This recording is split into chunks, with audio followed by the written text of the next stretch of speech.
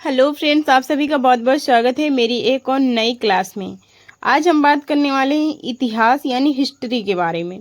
तो आज हम फर्स्ट चैप्टर पे आए हुए हैं। देखते हैं कितना कवर होता है। आइए इस वीडियो के माध्यम से पूरा आपको प्रोसेस पता है, चैप्टर बाय चैप्टर आपको दिया जाएगा। और अभी हम बात करने वाले हैं इतिहास जानने के स्रोत, है ना। तो चलो बात करते हैं। ऐतिहासिक काल, जिस काल के इतिहास के विषय में हमें लिखित और मुद्रित सामग्री से जानकारी मिलती है एवं उसे पढ़ा भी जा सकता है, उसका काल है, लिखा है कल लिख गया है, उसका काल को ऐतिहासिक काल कहते हैं।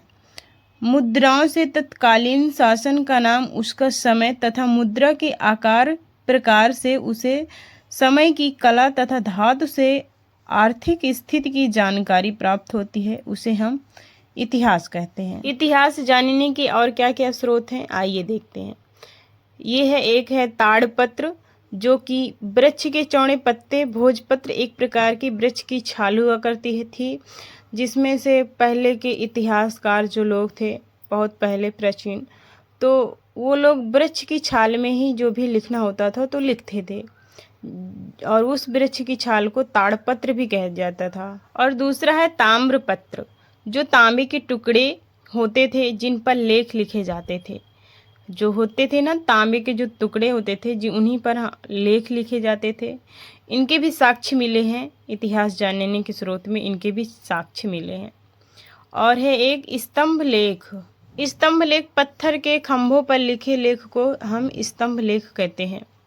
जो खंभे होते थे उधर लिखा, जो भी लिखा रहता था उसे ही स्तंभ लेख कहते हैं। अगला है शिलालेख। पत्थर की बड़ी चट्टानों पर लिखे लेख होते थे, जिसे शिलालेख कहते हैं।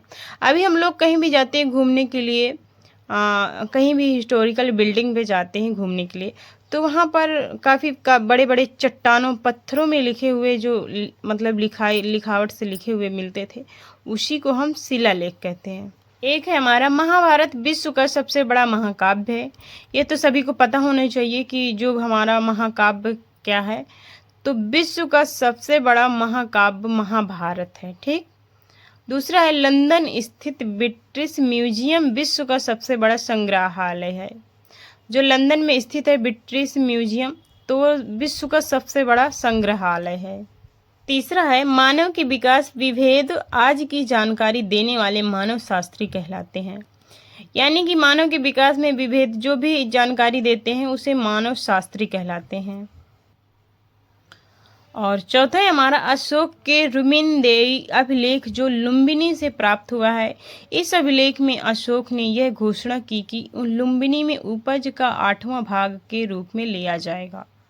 यानी कि जो रुमिनदेई अभिलेख जो लुम्बिनी में स्थित है, लुम्बिनी से प्राप्त हुआ है। इसी अभिलेख में अशोक ने यह घोषणा की थी कि जो लुम्बिनी में उपज का 8वां भाग कर के रूप में लिया जाएगा, है ना। तो आज हम इतनी छोटी सी वीडियो बनाए हैं, अगली वीडियो आपके लिए फिर से आएगी। चैप्टर बाय चैप्टर इस वीडियो के माध्यम से कराया जाएगा। सो फ्रेंड, कैसी लगी वीडियो कमेंट में ज़रूर बताना। और ऐसी थ्योरी से संबंधित और पूरे इतिहास का थ्योरी सहित, क्वेश्चन सहित लेकर आऊँगी।